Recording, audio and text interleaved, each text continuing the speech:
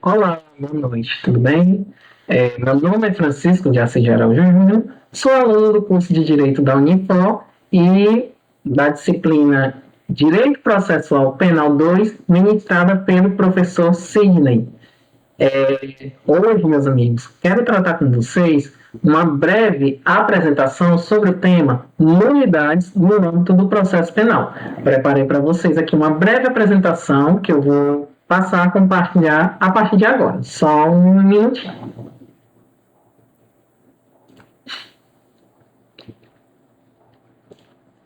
Ok, vamos começar. Como eu havia dito, vou tratar sobre a temática nulidades no processo penal.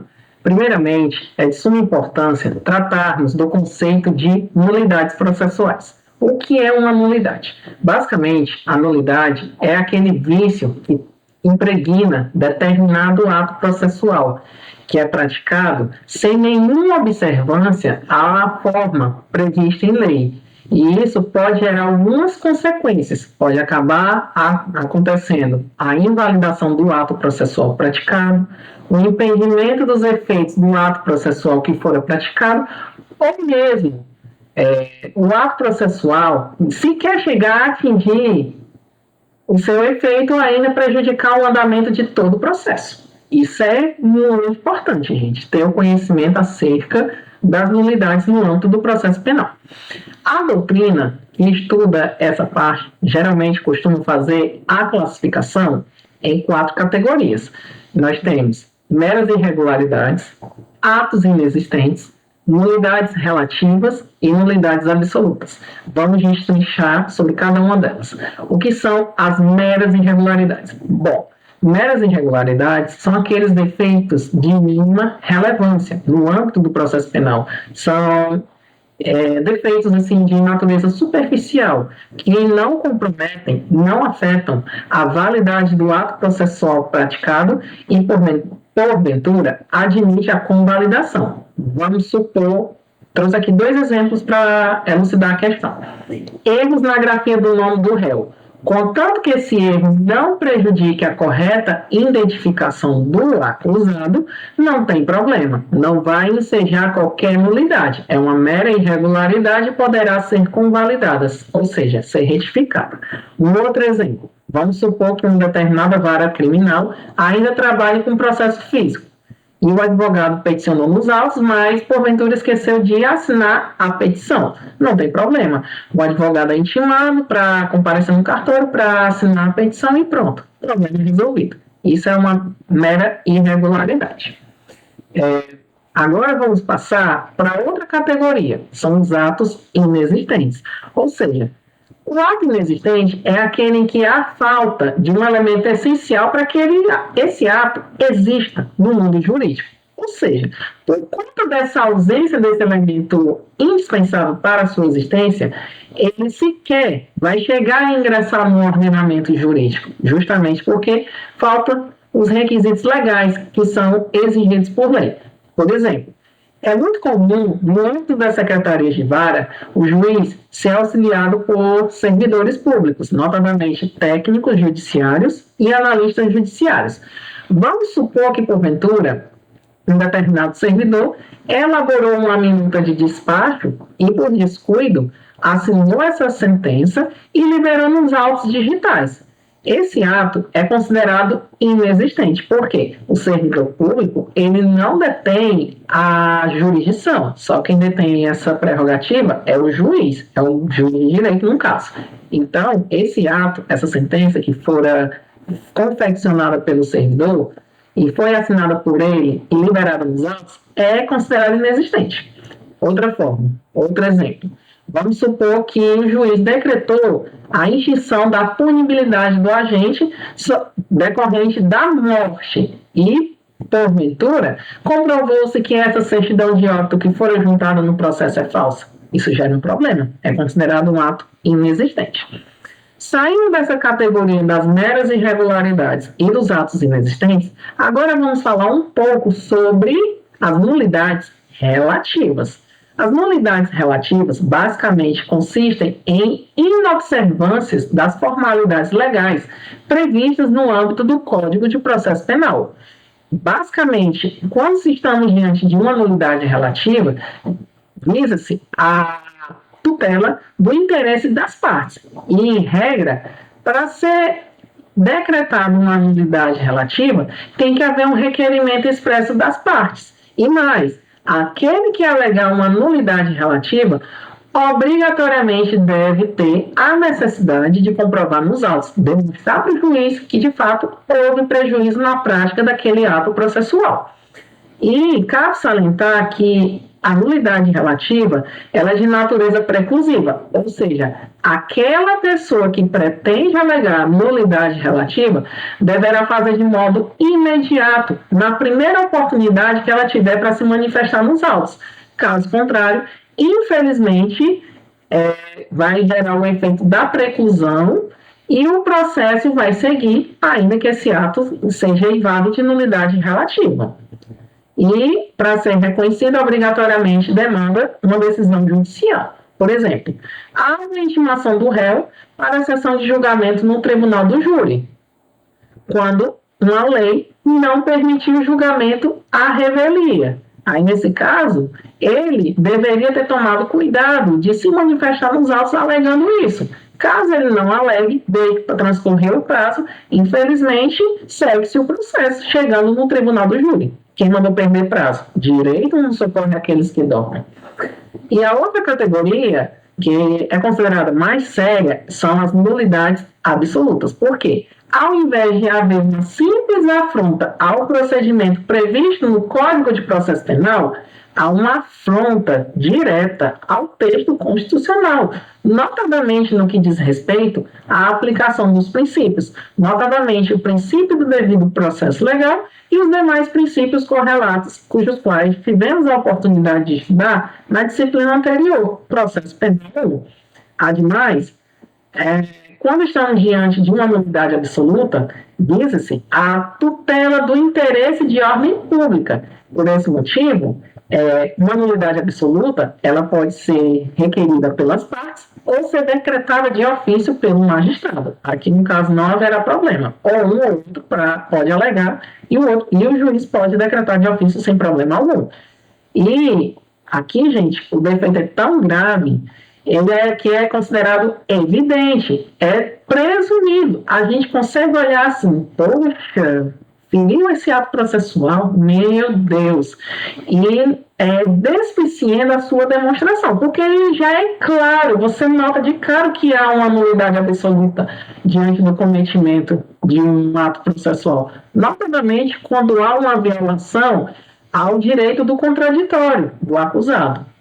Lembrando que a nulidade absoluta ela é de natureza não preclusiva, ou seja, pode ser arguída e reconhecida a qualquer tempo. Ambas, tanto a nulidade absoluta quanto a relativa, elas decorrem de uma decisão judicial, ou seja, para ser decretada nulidade, seja absoluta, seja relativa, temos que ter uma decisão judicial nesse sentido. Por exemplo, 3 situações que sejam nulidade absoluta: incompetência do magistrado, suspeição ou ser subordinado nos autos para favorecer uma das partes no âmbito do processo penal. Isso, gente, é uma clara e evidente demonstração da violação ao princípio do juiz natural. E isso seja uma nulidade absoluta. Vencida essa parte da classificação doutrinária, passemos agora ao entendimento dos ministros do STF. Inclusive, foi proferida uma súmula, que é a nossa súmula 523 do Supremo Tribunal Federal, que nos diz o seguinte: no processo penal, a falta de defesa constitui nulidade absoluta, mas a sua deficiência só o anulará se houver prova de prejuízo para o réu. Ou seja, em termos teóricos, a doutrina faz essa distinção entre nulidade absoluta e nulidade relativa, tal como eu havia explicado para vocês minutos antes. Para o STF, não. Para que haja o reconhecimento tanto da nulidade absoluta quanto da nulidade relativa, é fundamental ocorrer a efetiva demonstração do prejuízo, para que ela possa ser reconhecida no processo penal. Esse é o entendimento do Supremo, certo? Só que, quando estudamos a questão nulidades no âmbito do processo penal, é comum o segmento de princípios que são aplicáveis no âmbito do processo penal em termos de alegação de nulidades. O primeiro princípio é o princípio do prejuízo, decorrente da expressão francesa, vou tentar aqui, não sei se vai sair bonitinho, cause de nullité sans grief. Esse princípio, meus amigos, ele está previsto no artigo 536 do CPP. Ele diz o seguinte: nenhum ato processual será declarado nulo se da nulidade não resultar prejuízo, seja para a acusação, seja para a defesa. Em termos de nulidade absoluta, ela é tão clara, tão evidente, que não precisa ser demonstrada. Em relação à nulidade relativa, aí, nesse caso, eu tenho que demonstrar o cometimento da nulidade. Um outro princípio diz respeito ao princípio da instrumentalidade das formas. No âmbito do processo civil, ele é aplicado da seguinte forma: independentemente da prática do ato processual, se esse ato processual ele atingiu a sua finalidade, ele será considerado válido. Isso é o que diz o Código de Processo Civil. No CPP, Código de Processo Penal, cuja previsão legal remeta a vocês a leitura do artigo 566, cumulado com o entendimento do artigo 572, inciso 2 do CPP, além desse entendimento, é preciso haver o seguimento de alguns requisitos, notadamente a questão da jurisdicionalidade, que é um ato tipicamente judicial. Tem que haver a garantia do sistema acusatório, não podendo este ser prejudicado de jeito nenhum.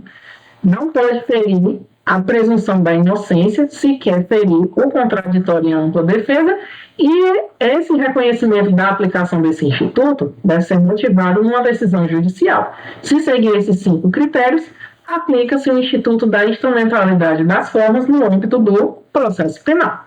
Um outro princípio é o princípio da causalidade ou consequencialidade previsto no artigo 573, parágrafo 1º do CPP, que diz o seguinte: a nulidade de um ato, uma vez ela sendo declarada, causará a nulidade dos atos que dependam deles de modo direto, que é uma consequência. Ou seja, a decorrência lógica daquele brocardo dos frutos da árvore envenenada, a questão da contaminação das provas, por assim dizer. Demais atos que foram gerados decorrente dessa prova que foi contaminada no âmbito do processo penal, aplica-se o instituto da causalidade ou da consequencialidade, certo?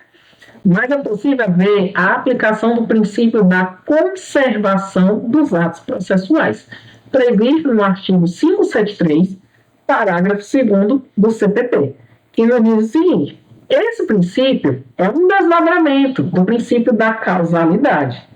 Isso significa dizer que se um determinado ato processual ele não é derivado de um ato eivado de nulidade, ele pode ser conservado e mantido nos autos processuais sem problema algum. O outro princípio é o princípio do interesse, que nos diz o seguinte: a nulidade ela só pode ser suscitada por aquele que não deu causa ao cometimento dessa nulidade. Por exemplo, é muito bonito: eu dei causa à nulidade no âmbito do processo penal, vou chegar para o magistrado e alegar a nulidade. Não pode. Só pode utilizar do princípio do interesse aquele que não deu causa à nulidade no âmbito do processo penal. Lembrando que diz respeito à questão da tutela dos interesses. Quando estamos diante de uma nulidade relativa, estamos trabalhando exclusivamente com o interesse das partes no processo. Quando estamos diante da nulidade absoluta, há uma tutela do interesse de ordem pública, certo? E, por fim, o princípio da convalidação, que é mais aplicado à questão das nulidades relativas. Significa dizer que os atos eivados dessa nulidade, eles têm que ser alegados na primeira oportunidade que compete à parte se manifestar nos atos. Se a parte deixar passar batido, desculpa o termo chulo, não se manifestar tempestivamente, aí, nesse caso, convalidou-se o ato e ele é tornado legal e o processo penal seguirá, certo? Para terminarmos a nossa apresentação, eu trouxe aqui para vocês alguns exemplos trazidos pela doutrina sobre essa temática cuja qual estamos trabalhando aqui no vídeo. Bom, o primeiro exemplo diz respeito à questão de omissões na denúncia ou ainda no auto de prisão em flagrante. Isso, de acordo com a doutrina, são consideradas meras irregularidades. E o próprio Código de Processo Penal prevê que isso pode ser suprido a qualquer tempo, claro, antes da aprovação da sentença final. Após a sentença, faltou isso, já era. Perdeu, morreu Maria Preá. Mas antes da sentença, por se consistirem em meras irregularidades, é possível consertar esses atos e não invalidar o processo. Agora, em se tratando da questão do exercício do direito de queixa, que nós aprendemos lá em Processo Penal 1, a jurisprudência entende que, diante de uma omissão, a parte que se sentir prejudicada, de acordo com o entendimento do artigo 38 do CPP, ela tem um prazo decadencial de até 6 meses para exercer o seu direito de queixa, para exatamente suprir essa questão da omissão. Se passou esse prazo de 6 meses e ela não supriu essa omissão, infelizmente, decaiu o direito dela. É isso que diz a doutrina e está confirmado no artigo 38 do CPP. Um outro problema, inclusive, essa figurinha que eu coloquei aqui, desse camarada, que vocês conhecem muito bem, é uma pessoa assim bem polêmica. O tema aqui não é tratar dele, mas sim repercutir os atos desse senhor e de outros magistrados no âmbito do processo penal. A doutrina nos diz que a incompetência em razão da matéria, que é chamada de competência ratione materiae, em razão da pessoa ratione persona e funcional, geram nulidade absoluta. E uma vez gerando a nulidade absoluta, todos os atos praticados em extrema violação às regras de competência referentes à matéria, pessoa e função, necessariamente gerarão atos nulos e vão prejudicar o andamento do processo penal. Entretanto, se estivermos diante de uma incompetência territorial, que é chamada de ratione loci, isso vai ensejar tão somente uma nulidade relativa. Consequência da decretação de uma nulidade relativa. Os atos que tenham teor decisório deverão ser anulados, mas aqueles atos que não tenham conteúdo decisório poderão ser ratificados pelo juiz competente. Outra questão diz respeito à alegação de impedimento e suspeição no âmbito do processo penal, cujo regramento remete a vocês a leitura dos artigos 252 e 254 do CPP, que traz os requisitos do que é um impedimento e do que é uma suspeição, certo? No caso, em se tratando da nossa apresentação, a decretação de um impedimento do magistrado, isso sendo reconhecido, gera ato inexistente. Agora, a suspeição já é um pouco mais grave. Vai ensejar uma nulidade absoluta. E, por fim, quero tratar para vocês questões relacionadas à sentença penal condenatória. Nós bem sabemos que a sentença penal ela é composta de 3 partes, ou elementos: o relatório, a fundamentação e a parte dispositiva. Consoante o entendimento da doutrina, caso a sentença penal condenatória falte aquela parte do relatório, faltou só o relatório, isso gera nulidade absoluta. Todavia, essa decretação da nulidade relativa não vai ser aplicada no âmbito dos juizados especiais criminais, os nossos GCRIMs. Por quê?